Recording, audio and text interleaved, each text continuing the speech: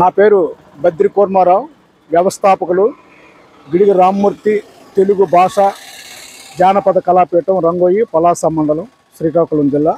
నేను గత 21 ఏళ్ళుగా ఈ జానపద కళాపీఠాన్ని నిర్వహిస్తూ ఇంచుమించు 3 జిల్లాలు కాకుండా ఈరోజు 2 రాష్ట్రాల్లోనూ, అలాగే తెలుగు ప్రవాసాంధ్ర ప్రాంతాల్లో కూడా ఈ కళారూపాలని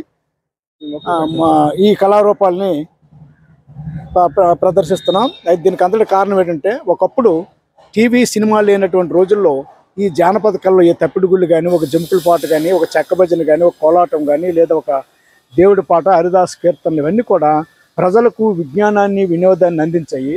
నేను కూడా ఇంచుమించు ఒక జముకుల పాట కళాకారుడి ద్వారానే భారతము, రామాయణం అనేటువంటివి కాకుండా చాలా పౌరాణిక విషయాలు విన్నాను. అలాగే మన తెలుగు భాష కూడా చక్కనైనటువంటి భాష. ఈరోజు అవన్నీ కూడా అంతరించిపోతున్నాయి. టీవీ సినిమాల దాటుకు తట్టుకోలేక మొత్తం కళాకారులు చాలా వరకు చాలా చెదిరైపోయారు. లక్షలాది మంది ఈ కళలో మీద బ్రతికినటువంటి వాళ్ళు యాక్చువల్గా వాళ్ళే ఇంచుమించు వాళ్ళే ప్రతిరోజు గ్రామానికి వచ్చి ఒక గంగిరెద్దుల వారు కానీ, ఒక దాసర్లు కానీ, ఒక జంగాలు కానీ, వాళ్ళు ఈ గ్రామాల్లోకి వచ్చినటువంటి వాళ్ళే టీవీ ఛానల్లో ప్రజలకు విజ్ఞానాన్ని, వినోదాన్ని, పౌరాణికాలని అందించారు. చారిత్రక ఘట్టాలని, ఒక బొబ్బుల యుద్ధం, ఇటువంటి వాటిని అందించినటువంటి సందర్భాలు ఉన్నాయి. కానీ ఈరోజు ఆ పరిస్థితి లేదు. వాళ్ళు పూర్తిగా చాలా వరకు కనుమరుగైపోయారు.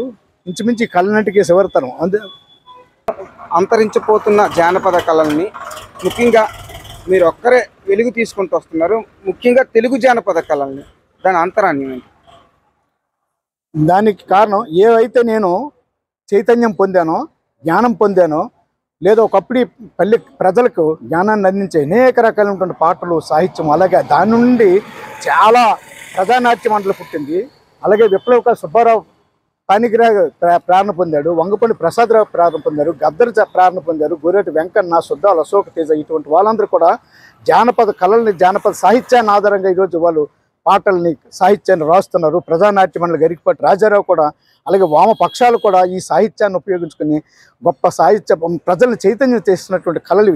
అటువంటి కళలు అంతరించిపోయి అటువంటి సాహిత్యము, లేదా ఒక ఉడుగుడు పాటలు, గైరం పాటలు, ఒక బతుకమ్మ పాటలు, పెళ్లి పాటలు, లాలి పాటలు, జోల పాటలు, ఇవన్నీ కూడా అంతరించిపోతుంది. ఎంత జ్ఞానం, అంత విశాలమైనటువంటి సాహిత్యం మన తెలుగు సాహిత్యం, తెలుగు జానపదాల్లో ఉంది. మరి ఇటువంటి అంతరించిపోతున్నాయి. దీన్ని ఎలాగైనా కొంతవరకైనా మనం పరిరక్షించాలని ఒక 20 ఏళ్ళుగా మనం ప్రయత్నం చేస్తున్నాం.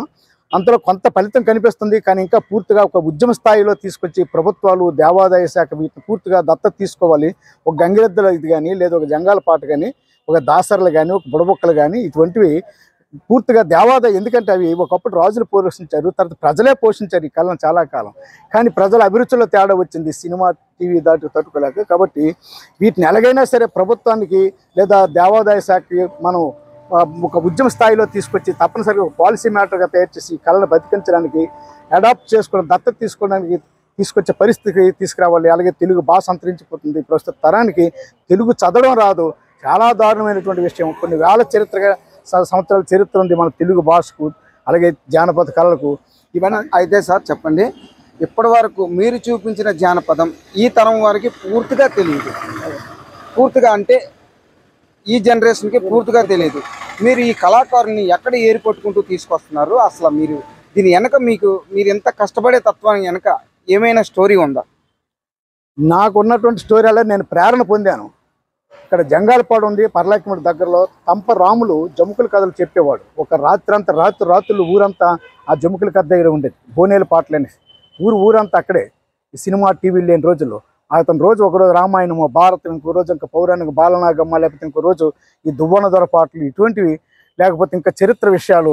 అలాగే గంగిరెద్దుల వాళ్ళు వచ్చి ఈ వీర గున్నమ్మ పాటలు వీళ్ళు పాడాలి. అలాగే మన వామపక్షాలు కూడా, ఇదంతా ఉద్దాన ప్రాంతం అంతా వామపక్షాలు బాగుంటున్న వాళ్ళ సుబ్బారావు పానిగ్రాహ పాటలు, ఇవన్నీ దాని మీద నా ప్రభావం ఉంది. దాని మీద పరిశోధన చేసి యాక్చువల్గా నేను తెలుగు నా సబ్జెక్ట్ కాదు, కానీ నేను ఎకనామిక్స్ లెక్చరర్ని. కానీ దాని తరగా అభిరుచిని తెలుసుకున్నాను. దాని తరగ రుచి నాకు అర్థమైంది. ఈ సాహిత్యాన్ని ప్రస్తుత తరానికి అందించాలి, లేకపోతే ఇవి కనుమరుగైపోతాయి. మన ప్రస్తుత తరమంతా ఆంగ్ల మాధ్యమం మోజులో పడి తల్లి తండ్రులందరూ కూడా మమ్మీ డాడీ సంస్కృతి ఇచ్చి ఇదవుతుంది. కానీ తప్పనిసరిగా ఈ తరానికి అందించాలి, దీని విలువ తెలియజేయాలి, ఈ కళాకారుల తాలూకా గొప్పతనాన్ని తెలియజేయాలి. వాళ్ళు నిజంగా భిక్షాటకులు కారు, వాళ్ళు ఎంతో సాహిత్యం ఉంది, వాళ్ళు నిరక్షరాస్యులైనా సరే వాళ్ళు ఎంతో సాహిత్యం వాళ్ళ దాగి ఉందని చెప్పి ప్రజలకు ప్రస్తుత తరానికి అందించాలని మనం 20 ఏళ్ళుగా కృషి చేస్తున్నాం. దానిలో కొంతవరకు సాధించాము, ఇంకా సాధించవలసింది ఉంది. అయితే సార్ గత 25 సంవత్సరాలుగా మీరు ఎంతమంది కళాకారుల్ని పరిచయం చేసి ఉంటారు? ఒక మాదిరిగా చెప్పండి. నేను 25 ఏళ్ళుగా తోలుబొమ్మలాట కనుమరుగు అయిపోయింది, కానీ తోలుబొమ్మలాట కళాకారుని తెచ్చి 2-3 సార్లు ప్రదర్శించాం. ఆయన బ్రతుకున్నంత వరకు ఆయనకు వృత్తి కల్పించాను. జమ్ముకుల కథ కూడా 20 ఏళ్ళుగా వాళ్ళకి ఇచ్చేస్తాను. తప్పిడిగుళ్ళు, అలాగే జంగాలు, బుడుగ జంగాలు, జంగం సింహాద్రి అని గొప్ప పాటలు పాడేవాడు. ఆయన తర్వాత తరం ఆయన కొడుకు మళ్ళీ మనం వేదిక ఎక్కిస్తున్నాం. అలాగే టంపరాముడు చనిపోయిన టంపరాముడు కొడుకు వేదిక ఎక్కిస్తాను.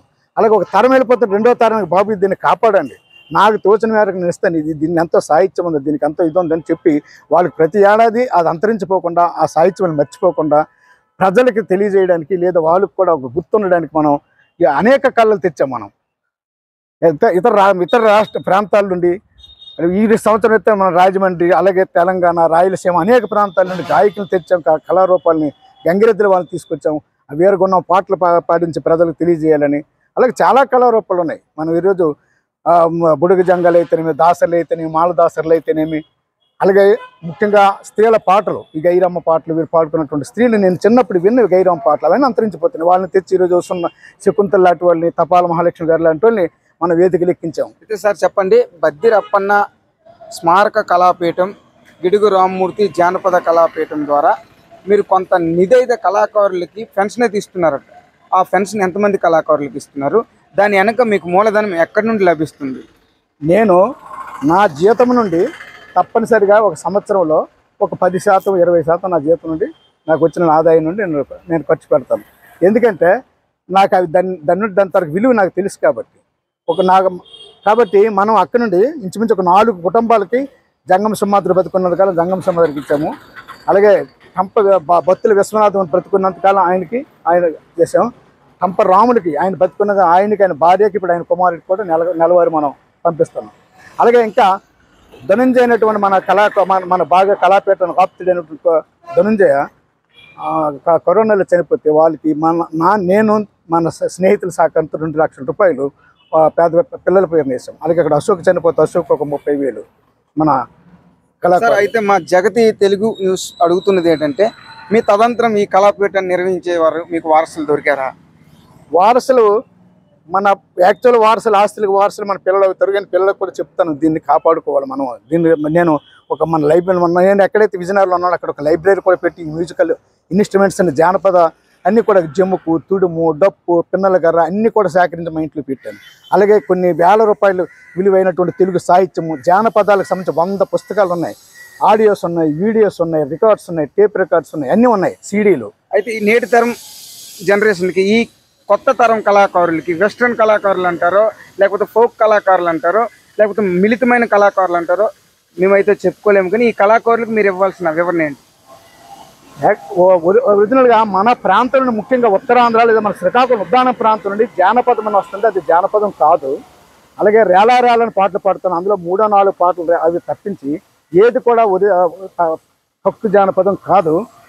తెలంగాణ నుండి వస్తున్నది, రాయలసీమ నుండి వస్తుంది నిజమైన జానపదం. ఎక్కడ కూడా ఉంది జానపదం, కానీ దాన్ని తీసుకురాకుండా ఇప్పుడున్నటువంటి తరం ఏం చేస్తానంటే ఈ డీజేలు పెట్టేసి, లేకపోతే దానికి మరికొద్ది కలిపి, లేకపోతే ఇంకొక కొన్ని దగ్గర అశ్లీలతలు కూడా పాటలు కలిపి అమ్మాయిలను వర్ణించడము, ఇవి అవి ఉంది. జానపదము, శృంగారం ఉంది జానపదంలో, కానీ మితిమీరిన శృంగారం జానపదంలో లేదు. నవరసాలు ఉన్నాయి జానపదాల్లో, శృంగారం మనకి సినిమాల్లో కూడా జానపదాలు ఉన్నాయి, కానీ మితిమీరిన శృంగారము, అమలిన శృంగారం లేదు. ఇప్పుడు తరం ముఖ్యం మన ప్రాంతం వాళ్ళు తెలుసుకోవాలంటే మనం రాస్తున్నది ఏది కూడా జానపదం కాదు. గోరేటి వెంకన్న పాటలు వినండి, గద్దర్ పాటలు వినండి, వంగపండి ప్రసాదరావు, అశోక తేజ పాటలు, ఎక్కడైనా అందులోనైనా ఇటువంటి సాహిత్యం ఉందా?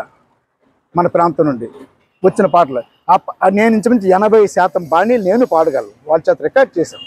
కాబట్టి మా కోసం ఏమైనా తెలుగు జానపదం ఒకటి పాడగలుగుతారు? తెలుగు జానపదంలో ముఖ్యంగా అనేక పాటలు ఉన్నాయి. మన ప్రాంతంలో, మన ఈ ప్రాంతంలో ఉన్నటువంటి ఉద్దానం జానపదాలు అంటే 4 శరణాలతో సరదాగా మనం పెళ్లి పాటలు వేసుకుంటాం. దానిలో కూడా కొంత అర్థం ఉంది. వలస వెళ్ళిపోయినటువంటి భర్త మళ్ళీ ఎప్పుడుకు వస్తాడని చెప్పినటువంటి పాటలు, బర్మా, మలేషియా, సింగపూరు, ఒకప్పుడు రంగూని వెళ్ళిపోతున్న రాజా నా రాజా నా రాజనమ్మల కొండ, నువ్వు ఎల్లోడి వెళతావు ఎన్నాళ్ళకు వస్తావో ఎడమ కాలు మడమతో తన్నెల్లవ రాజా నీ వచ్చిన వరకే అదుంటుంది నా రాజా నా రాజా నా రాజనిమ్మల కొండ అంటే భర్త వెళ్ళిపోతాడు, వస్తాడో రాడో చనిపోతాడో తెలియదు, ఒకసారి ఆప్యాయంగా పలకరించి వెళ్ళమని చెప్తుంది భార్య. అటువంటి పాటలు ఉన్నాయి. ఇక్కడ మన ఉత్తరాంధ్రకు సంబంధించి అక్కడ బతుకమ్మ పాటలు ఎలాగొన్నాయో మన గైరమ్మ పాటలు ఉన్నాయి. ఆ గైరమ్మ పాటలను కూడా మనం దక్కించుకోవాలి. రాత్రిపూట స్త్రీలు పాడుతున్నటువంటి ఎంతో చక్కని తల్లివే గైరమ్మ, ఎంతో చల్లని తల్లివే గైరమ్మ, ఎంతో చక్కని తల్లివే గౌరమ్మ, ఎంతో చల్లని తల్లివే గౌరమ్మ, ఒక్కొక్క ఆకందునా గౌరమ్మ, ఒక్కొక్క పాకందునా గౌరమ్మ, కస్తూరి చలమందునా గౌరమ్మ, రాచబాటలందునా గౌరమ్మ, నిన్ను చూసి మాయన్నలు గౌరమ్మ, 7 మేడాలెక్కిరి గౌరమ్మ, 7 మేడల మీదకు గౌరమ్మ, ఏడాదికొక దీపము గౌరమ్మ, ఎంత చక్కని తల్లివే. అలాగా రాత్రి అంతా మన మహిళలు పొద్దంతా పొలాల్లో పనిచేసి రాత్రి గైరమ్మ నందనలు పెట్టి పాడినటువంటి ఎన్నో పాటలు. అయితే మన జగతి తెలుగు న్యూస్కి బద్రి కూర్మారావు గారు చెప్పేది ఏంటంటే, నేను ఉద్దానంలో పుట్టాను, ఇలాంటి కళ జానపద కళ అనేది ఉద్దానంలో పుట్టింది, ఈ కళలకు నేను చాలా ప్రావీణ్యం అయ్యాను, దాని ద్వారా నేను కొంత సాహిత్యం నేర్చుకున్నాను, అందుకే దాన్ని బతికించాలనే ఉద్దేశంతో నేనైతే ఇటువంటి కార్యక్రమాలు చేస్తాను అనుకుంటున్నారు. ఇంకొకసారి మన బద్రి కూర్మారావు గారితో చిక్ చాట్ చేసుకునే ప్రయత్నం చేద్దాం. ఆయన జర్నీలో ఉన్నారు కాబట్టి చాలా తక్కువ టైం మీకు పరిచయం చేశాను. కెమెరామెన్ నాగు పండాతో రాజగోపాల్, పలాస.